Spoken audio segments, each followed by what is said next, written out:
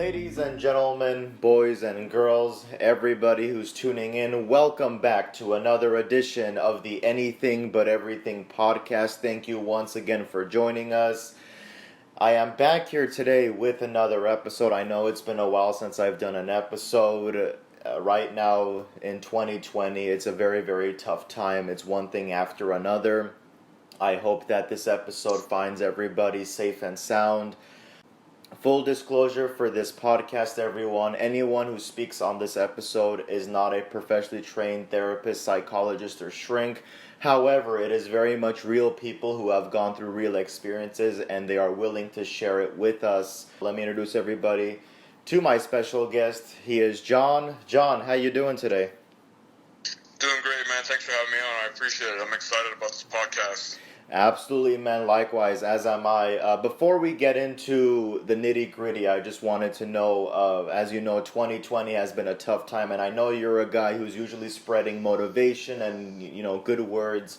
How have you been taking on this journey known as 2020 with everything happening in the world right now?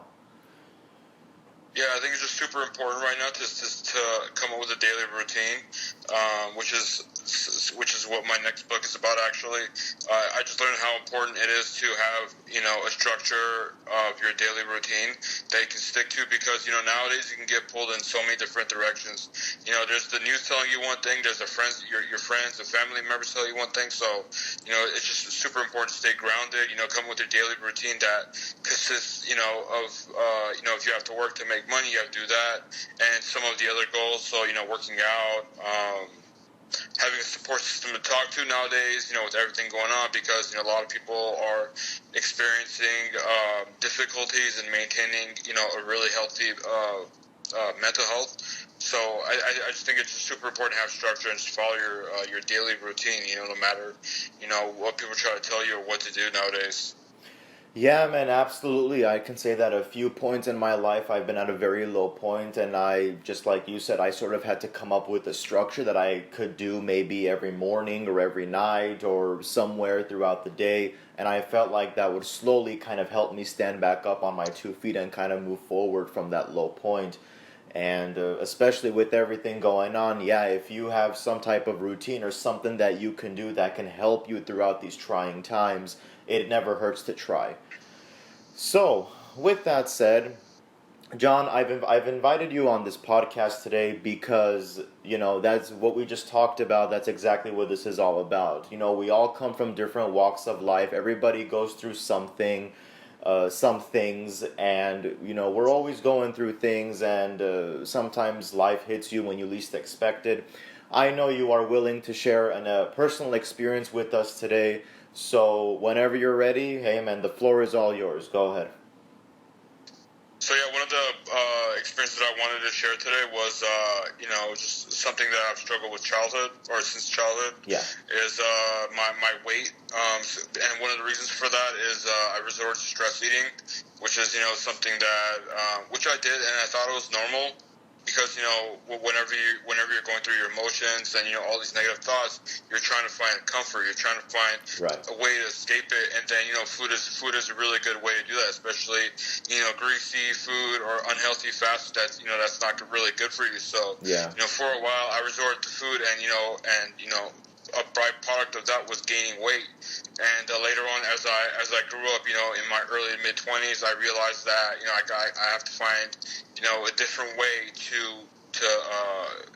kind of deal with my emotions and my thoughts, because I can't just keep eating my way out of it. And one of the things that I learned, or one of the ways I learned to do that, is therapy. And the problem with therapy, especially 5-10 years ago, is that it has a negative stigma. So whenever you hear someone going through therapy, they tell you like, oh, I have bipolar disease, or I have PTSD, or I struggle with anxiety and depression. Yeah. You don't really think of it as a way to you don't feel like a quote unquote normal person would be seeking therapy. So you're like, wait, I don't have those problems. I don't need therapy. Yeah. But I decided to check it out and see how it is. And honestly, a lot of times, just like talking to a friend who is trained and licensed to guide you in a way where you're kind of learning how to how to cope with thoughts. That's what they call coping mechanisms. So Yeah. like they tell you depending on what type of therapy it is, the ones I've experienced are CBT, cognitive behavioral therapy, which they try to help you gain a new perspective, so you're combating your negative thoughts with positive thoughts, and that way you don't feel so down on yourself. And one of the things that they tell you is you become what you think. So if you think negative, then your actions are going to reflect that. But if you become a positive person, if you have positive thoughts, you're going to be productive, and you're going to be doing a lot of things that are good for you, for your health and all the people around you. So that's been my experience. Can you maybe elaborate on what was going on? Was it a family matter? Was it just a personal matter? What was going on that led to all the stress eating and the gaining of the weight? Yeah, a lot of it was just external circumstances or accentuating circumstances where, a lot of people outside my life, they used to, just talk bad things and, tease me about my weight instead of, trying to help me and guide me, kind of like take me under their wing. And this is when I was like maybe middle school, early high school. So I was pretty young and didn't know any better at that point in my life. And so, what they say, don't belittle me, educate me. And, there's a lot of belittling, but not enough educating. So, and that's kind of how I went down that path.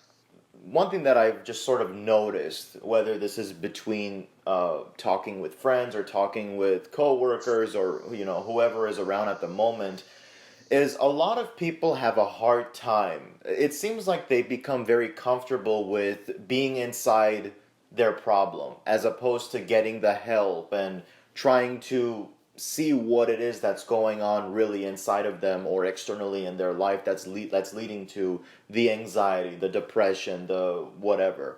What was it that really pushed you to acknowledge that, hey, I have this problem, and B, I need to get help for it? Because as you said, there's that stigma. I personally too, I do see a therapist as well. And it seems like sometimes there is that notion of, oh, if you tell somebody, they're gonna think that there's something going on inside of you, that you're not 100% upstairs, but that's not the case. So I want to know from you, what was it like? Did you have a hard time getting the help, or was it easy getting the help? What was that process like? Yeah, really good question. I think one of the things. So I've been struggling with anxiety and depression for, I would say, maybe since like high school, as long as I can remember. Yeah. But I think when you're young, you think that like, oh, the thoughts that I'm having, it's just from my lifestyle. Things will get better. Once I move out, graduate from college, and start making money, and you feel like you have more control of your life. And well, for me, once I did get to that point, it didn't go away. The thoughts were still there. And I think a lot of people are afraid of the stigma of going to the therapist, not only for to tell other people, but for themselves. So it's like the building's on fire, and you're like, nothing's wrong, everything's fine. You don't want to admit to yourself that something is wrong. You want to convince yourself that everything is fine, and that's why a lot of people put off therapy. They're like, I don't have anxiety, depression, PTSD, bipolar, or schizophrenia, or whatever it is.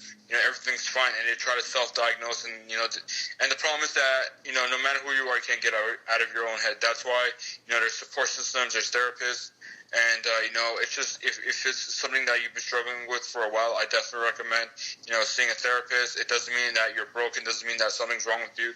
It's just a really good way to to release your thoughts and a lot of the emotions that you've been bottling up. And more than the advice itself that you get from a therapist, even if the only value is you get your thoughts out, your emotions out, instead of keeping it bottled up, that in itself is worth it, because when you're suppressing your negative thoughts and emotions and keeping it bottled up, that's just gonna make you worse. And how when you take a bottle of soda and you shake it, yeah, it's going to explode when you open it, or it's going to explode at some point. Yeah. And that's how it is with the human mind and emotions. It's going to, if you're suppressing it, keeping everything bottled up, one small situation that makes you irritated, you can just blow up and let it all out. You can let out all your emotions and thoughts. So that's why it's really important to, make it a habit of getting your thoughts out, your thoughts out and your negative emotions out, either to a friend, but preferably a therapist, so that way they can kind of guide you. Whereas the friend, they'll listen to you, but they don't know how to help you in the same way that a therapist can. Yeah, very, very great analogy. I like it, and it certainly is that way. I've told a lot of people that I do recommend therapy. Therapy has worked wonders for me, as I'm sure you can attest has done the same for you. And I always tell everybody, sometimes you're not going to click with the first therapist that you meet, and that's okay. It's just a case of continuously trying to find somebody that will understand you. Because I personally believe there are a lot of people out there that say, nobody understands me. Nobody knows what I'm going through. Yeah, to an extent, that person is right. You can't ever fully comprehend what that person is going through, but you can relate. You can, talk to them and be like, hey, you know what? I haven't been through the same exact thing you've been through, but I've been through a similar experience. And there are certain things that when you talk about it, I can relate to it because I've been there. I've had an experience where I felt the same way that you were feeling at some point. So, because I know a lot of people, there's that little stigma to it as well that, oh, I tried therapy, the person that I spoke with wasn't really clicking with me, so I left therapy. It's kind of like the way that I look at it is filling out applications for job interviews. It's like you fill out the application just because the first place doesn't get back to you. Does that mean you're never gonna get a job? No, it's just the case of trying until finally somebody pulls out your application and gives you the job. So that's the one thing that I really want to stress too is I do recommend therapy as well, but sometimes you may not click with the first therapist that you talk to, and that's okay. But it's just the case of continuously trying until you eventually find someone who you click with and you can sort of release all your emotions out to. One other thing that I wanted to ask you, and I found this to be very interesting. Now, I saw this a while back, so the details might be a little bit fuzzy to me, but you can correct me if I'm wrong. Is that on your Facebook profile picture, you have this before and after picture of before you lost the weight and afterwards when you lost the weight. And if I remember correctly, this was a while back and my memory's a little bit fuzzy, but you wrote in the description of that photo, you said, "I'm not putting this up to show it off. I'm not putting this up to brag. I'm putting this out there to spread the good word, to spread motivation that you can do it." Why is that? Why did you do that? It's been I've been very curious about it. No, another really good question. One of the reasons why I do it is because I know a lot of people out there struggling with their weight, whether they acknowledge it or not. A lot of times people do know it, but they don't know how to go about it, or they're in denial. And so, it's weird because, you post stuff on social media, but you don't really know what's going on because, a lot of people get messages, saying, hey, stop showing off, which is kind of like the case that I went through. Like, a lot of people just messaging me saying, hey, stop showing off, or, you're not shredded. Why do you keep, saying that you lost weight, blah, blah, blah. Right. And honestly, they're just trying to get you down to their level. They feel crappy, and so the only way they can feel better is by bringing you down to their level as well. That's super unfortunate because we're supposed to be uplifting each other, not try to bring each other down. Misery loves company type of thing when people decide to put you down as opposed to cheering you up. Yeah, exactly, and that was one of the other reasons, or one of the other things that I experienced when I paid off my student loans. Like, a lot of people were happy for me, but at the same time, the same amount, or if not more, people were like, what are you, stupid? Wait for student loan forgiveness, or quit showing off. You're no one special, blah blah blah. So, it's just unfortunate that there's a lot of people who who would rather try to bring you down instead of improving themselves. Where are you presently in regards to the weight and the mental mindset? Where is everything now? Are you in a stable place, or what's going on right now? Yeah, thankfully I'm in a stable place. It's funny because earlier in the interview you mentioned that it takes time to find a good therapist. And, when I first got into therapy, my first therapist, I immediately clicked with her, and I didn't realize that it was how hard it was to find a therapist, you click with, because, I just so happened to run into a therapist that, I really clicked with on my first try. And, but, now I have a different therapist, and I specifically picked her because she manages, she has a background in nutrition and weight loss management. So now we tie in a lot of the stuff between your physical health and your mental health. So like, Okay. like how can someone resolve stress eating, or like losing weight? It's not only about the weight loss. Whenever you lose weight, you start becoming confident, and it kind of like spills over onto different parts of your life. So like, for example, you start wearing tighter clothes, so you feel more confident when you're out dating, or Right. whenever you apply to jobs, you know that you put the work in and you're disciplined, so you feel more confident whenever you put in your job application. So we just kind of talk about all the different benefits from weight loss. So I think that's been a really cool experience. And yes, I am in a very stable position right now. I'm very fortunate and grateful for that. So, with all this said, out of everything that you've been through, the highs, the lows, and everything in between, what is the one piece of advice that you would give somebody out there who maybe right now is struggling with their weight or is trying to find the necessary resources to help themselves with their weight, or someone who maybe went through a similar experience? What would be your number one piece of advice to those people out there who may be listening right now? I have a couple of advices. One of them Go ahead. is to get help. No matter what you're going through, or however small, however big you think your problems are, get help. It's just really important to, work with a therapist, or, if you can't afford therapy, because therapy is not cheap. Just try to find someone to talk to. Just like I said earlier, as long as you're, getting your emotions out and your thoughts out, that in itself is already really important. Yeah. And then also number two is boundaries. Yeah. Because everyone's always up in your business. Your parents want to know what you're doing.